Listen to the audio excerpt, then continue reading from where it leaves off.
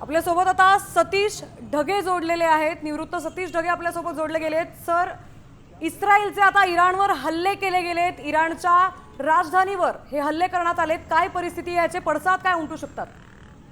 इस्रायलच्या संरक्षण मंत्र्यांनी अधिकृतरित्या सांगितले इराण विरुद्ध प्रीएम्प्टिव्ह स्ट्राईक त्या ठिकाणी केलेले आहेत। एवढंच नाही तर इस्रायलच्या जनतेला सेफ शेल्टरमध्ये सुरक्षित अशा प्रकारच्या ठिकाणी जाण्याचे सुद्धा निर्देश दिलेले आहेत। म्हणजे या सगळ्याच युद्धजन्य परिस्थितीमध्ये, एक प्रकारे स्फोटक परिस्थितीमध्ये पश्चिम आशियामध्ये ठिणगी टाकण्याचं काम इस्रायलच्या या हल्ल्याने त्या ठिकाणी झालेलं आहे। इराण याला येणाऱ्या काळामध्ये रिस्पॉन्ड करण्याचा नक्कीच प्रयत्न करेल। वेगवेगळ्या प्रकारचे ड्रोन्स म्हणा, मिसाईलच्या माध्यमातून इस्रायल असो किंवा त्याहून महत्वाचं अमेरिकेचे जे वेगवेगळ्या प्रकारचे बेसेस आहेत अरब राष्ट्रांमध्ये, UAE मध्ये आहे, सौदी अरेबियामध्ये आहे, कतारमध्ये आहे, तर या अमेरिकन बेसेसवर हल्ला करण्याचा प्रयत्न करेल।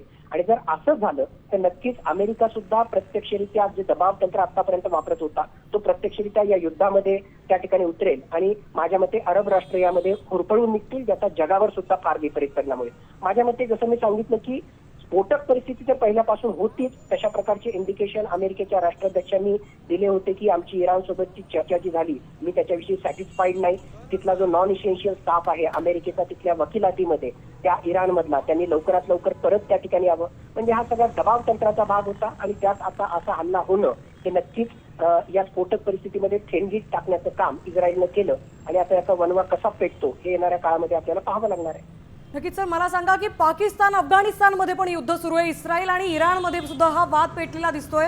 याचे जागतिक राजकारणावर काय परिणाम होऊ शकतात? नक्कीच याचे खूप विपरीत परिणाम होतील। मूळतः हा इस्रायल इराण संघर्ष किंवा इराण अमेरिका संघर्ष याचे फार विपरीत परिणाम होतील।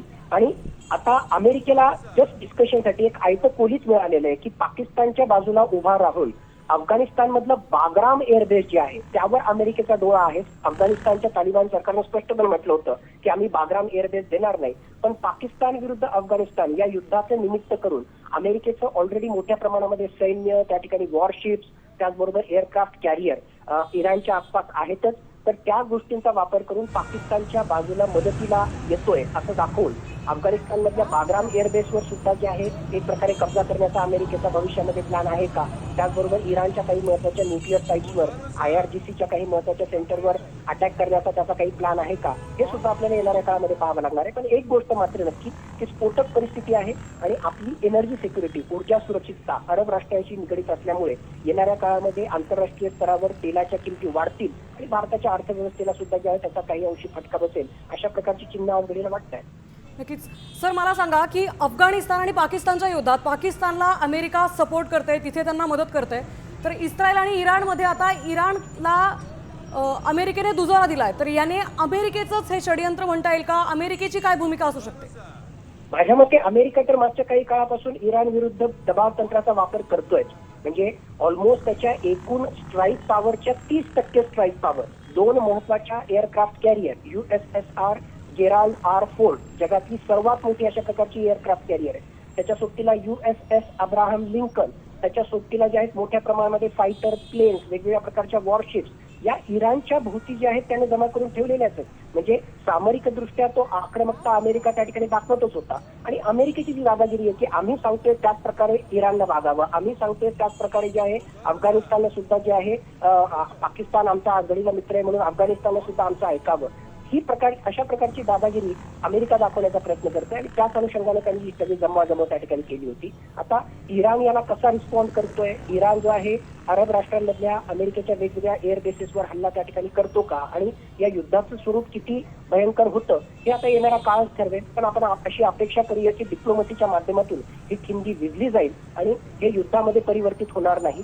हे अरब राष्ट्रांच्या फायद्याचं आहे, इराणच्या फायद्याचं आहे, अमेरिकेच्या फायद्याचं आहे आणि मी म्हणेन की भारताच्या सुद्धा फायद्याचं आहे। तर डिप्लोमसी ही या ठिकाणी कार्यरत व्हावी आणि युद्ध पेटू नये अशीच एक भाबडी अपेक्षा आज घडीला आपण करू शकतो, ज्यामध्ये सगळ्यांचंच हित आहे। सर, नक्कीच तुम्ही म्हणालात त्या प्रकारेच आता सगळीकडेच युद्धाची इथे चिन्ह दिसत आहेत, इस्रायल इराण असू देत, अफगाणिस्तान पाकिस्तान असू देत, तर यात भारताची भूमिका काय असणार आहे? भारत काय करू शकतो? भारताची नक्कीच या सगळ्या अनुषंगानं अत्यंत बारकाईनं नजर आहे, कारण भारताचं हित याच्याशी जोडलेलं आहे। जसं मी सांगितलं की अरब राष्ट्रामध्ये जे आहे 80 लाखाहून जास्त भारतीय लोक त्या ठिकाणी राहतात. म्हणजे जर हे युद्ध पेटलंच तर अरब राष्ट्रांमध्ये हे युद्ध जर त्या ठिकाणी पेटलं तर या 80 लाख लोकांच्या जीविताशी संबंधित त्याचबरोबर त्यांच्या रोजगाराशी संबंधित चिंता जी आहे भारताला लागलेली आहे. एक गोष्ट. दुसरी गोष्ट, इराणमधलं चाबाहार बंदर हे डेव्हलप करण्यामध्ये भारतानं मोठ्या प्रमाणामध्ये इन्व्हेस्टमेंट केलेली आहे. जर हे युद्ध चिघळलं तर आपल्या या इन्व्हेस्टमेंट विषयी सुद्धा जे आहेत प्रश्नचिन्ह निर्माण होतील आणि स्ट्रॅटेजिकली भारताच्या कनेक्टिव्हिटीच्या पॉईंट ऑफ व्ह्यूला ही खूप महत्वाची गोष्ट आहे.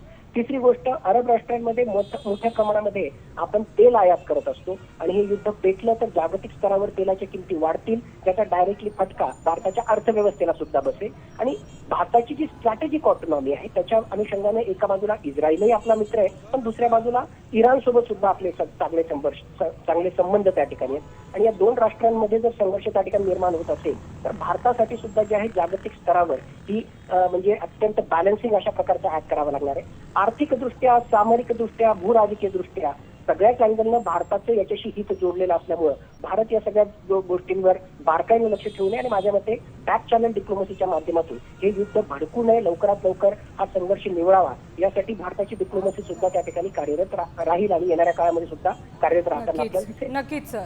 निवृत्त लेफ्टनंट कर्नल भारतीय सैन्याचे सतीश ढगे सर आपल्यासोबत जोडलेले होते, त्यांनी आपल्याला मार्गदर्शन केलंय. धन्यवाद सर.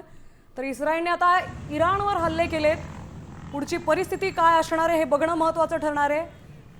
सध्या जागतिक पातळीवर 2 वेगळ्या जागांवर इराण, इस्रायल, अफगाणिस्तान, पाकिस्तान यांच्यामध्ये युद्ध सुरू आहेत.